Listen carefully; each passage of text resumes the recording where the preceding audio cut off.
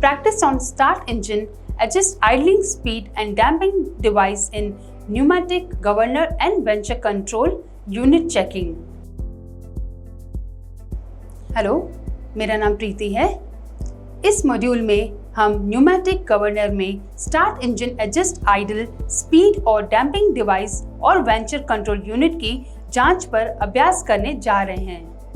इस अभ्यास के अंत में आप सक्षम होंगे आइडल स्पीड को एडजस्ट करने में, न्यूमेटिक गवर्नर में डैम्पिंग डिवाइस की जांच करने में, वेंचर कंट्रोल यूनिट की जांच करने में।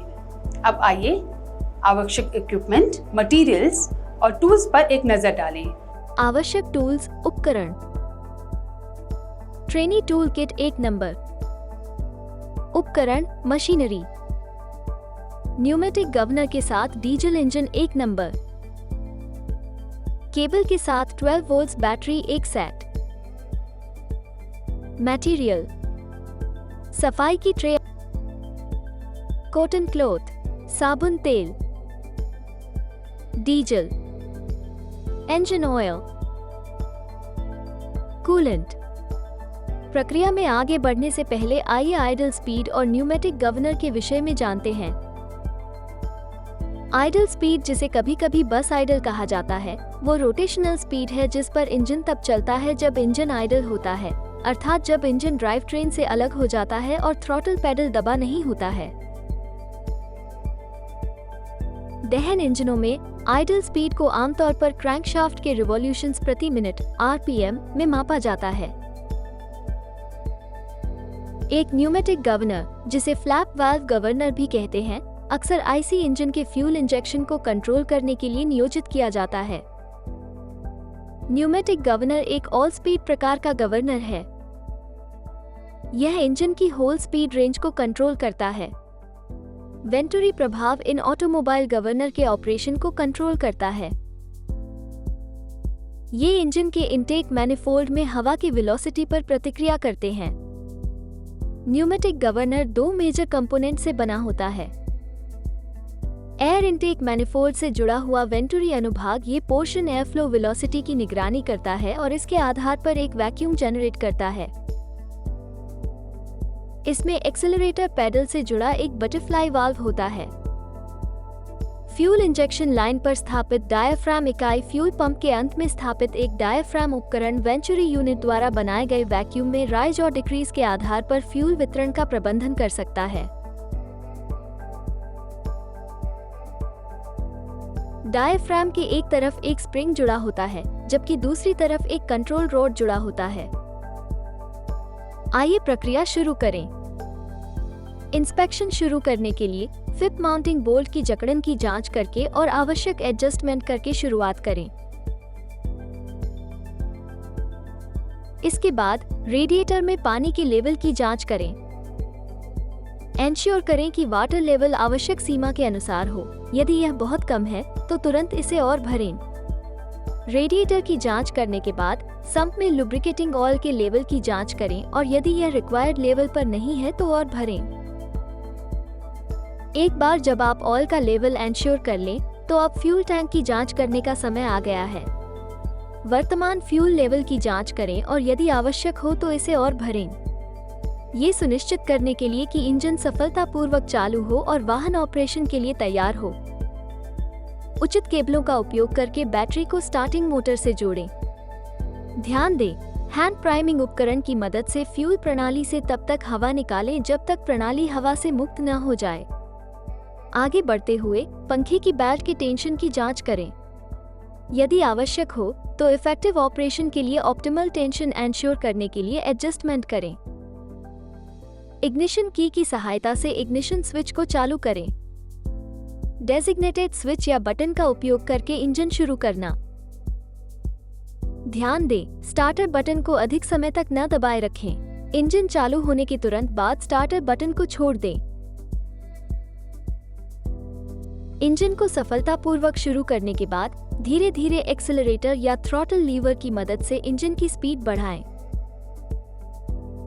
सुनिश्चित करें कि इंजन बिना किसी लीक या असामान्य आवाज के सुचारू रूप से चले। इंस्पेक्शन करने के बाद एक्सेलरेटर लीवर को छोड़ दें, जिससे इंजन धीरे धीरे धीमा हो जाए।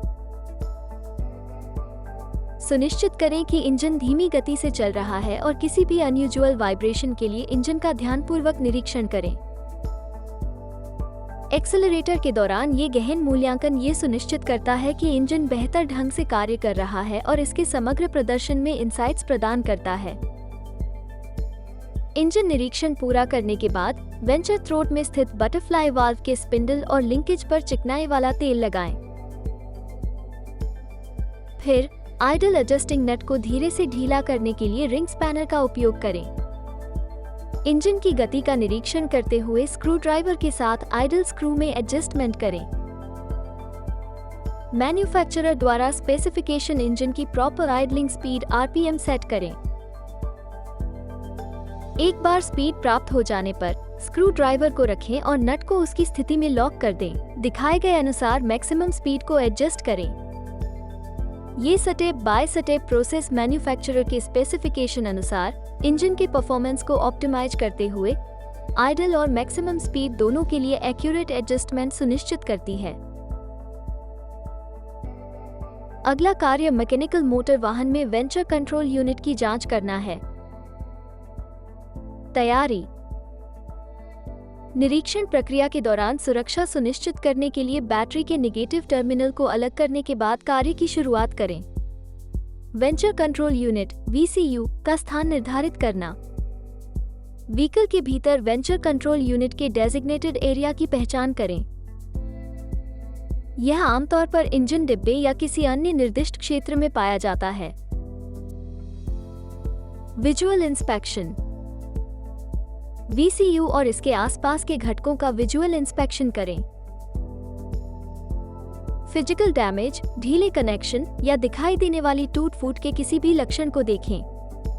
वायरिंग और कनेक्टर्स की जांच करना। VCU से जुड़े वायरिंग हार्नेस का निरीक्षण करें। सुनिश्चित करें कि कोई खुला तार, कट या इंसुलेशन को कोई डैमेज नहीं है। सत्यापित करें कि सभी कनेक्टर सुरक्षित रूप से जुड़े हुए हैं। वेंटिलेशन का निरीक्षण करना। कंफर्म करें कि ओवरहीटिंग को रोकने के लिए VCU एडिक्वेटली वेंटिलेटेड है। किसी भी रुकावट या मलबे की जांच करें जो उचित वायु प्रवाह में बाधा उत्पन्न कर सकता है। Diagnostic scan tool. व्हीकल के मेक और मॉडल के अनुकूल डायग्नोस्टिक स्कैन टूल का उपयोग करें। स्कैन टूल को OBD2 पोर्ट से जोड़ें और VCU में स्टोर किसी भी एरर कोड को पुनः प्राप्त करें। Interrogate error code. Scan tool से प्राप्त त्रुटि कोड की समीक्षा करें। VCU द्वारा पता लगाए गए विशिष्ट मुद्दों को समझने के लिए वाहन की सेवा नियमावली के साथ इन कोडों को प्रतिसंदर्भित करें। क्रियात्मक परीक्षण। डायग्नोस्टिक स्कैन टूल का उपयोग करके कार्यात्मक परीक्षण करें। VCU से जुड़े विभिन्न घटकों को सक्रिय करें और उचित प्रतिक्रिया और सिग्नल सुनिश्चित करने के लिए वास्तविक समय डेटा की निगरानी करें। वोल्टेज और प्रतिरोध जांच। VCU को आपूर्ति किए गए वोल्टेज को मापें और किसी भी अनियमितता की जांच करें। इसके अतिरिक्त संभावित समस्याओं की पहचान करने के लिए प्रासंगिक सर्किट में प्रतिरोध का आकलन करें। सॉफ्टवेयर और फर्मवेयर सत्यापित करना। सुनिश्चित करें कि VCU का सॉफ्टवेयर और फर्मवेयर अद्यतित हैं। यदि लागू हो तो निर्माता द्वारा जारी अपडेट की जांच करें और आवश्यक अपग्रेड करें। निर्माता दिशानिर्देशों की समीक्षा करना। VCU से संबंधित किसी भी विशिष्ट प्रक्रिया या अनुशंसा के लिए वाहन निर्माता के दिशानिर्देश और तकनीकी दस्तावेज देखें। दस्तावेजीकरण निष्कर्ष। त्रुटि कोड, वोल्टेज रीडिंग और निरीक्षण के दौरान पाई गई किसी भी असामान्यता सहित सभी निष्कर्षों को रिकॉर्ड करें। ये दस्तावेजीकरण आगे के विश्लेषण और समस्या निवारण के लिए मूल्यवान होगा।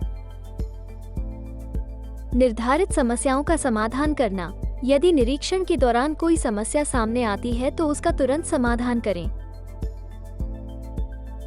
इसमें घटकों की मरम्मत करना या बदलना, सॉफ्टवेयर अपडेट करना या आवश्यक समायोजन करना शामिल हो सकता है। पुनः संयोजन।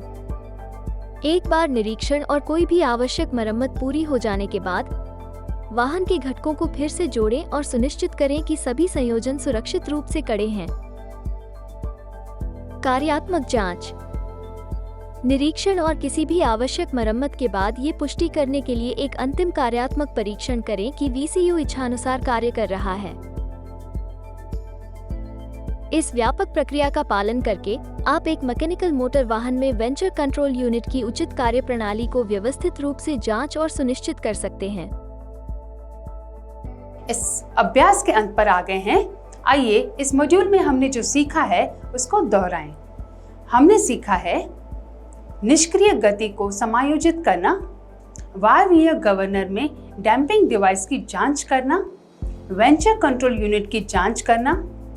इस प्रकार हमने इंजन को चालू करने, निष्क्रिय गति को समायोजित करने और वायवीय गवर्नर में डैम्पिंग डिवाइस का अभ्यास करना सीख लिया है और वेंचर कंट्रोल यूनिट की जांच करना भी। आशा है आपको इस पे स्पष्ट समझ हो गई होगी। इस अभ्यास को अपने प्रशिक्षक की सहायता से करें। धन्यवाद।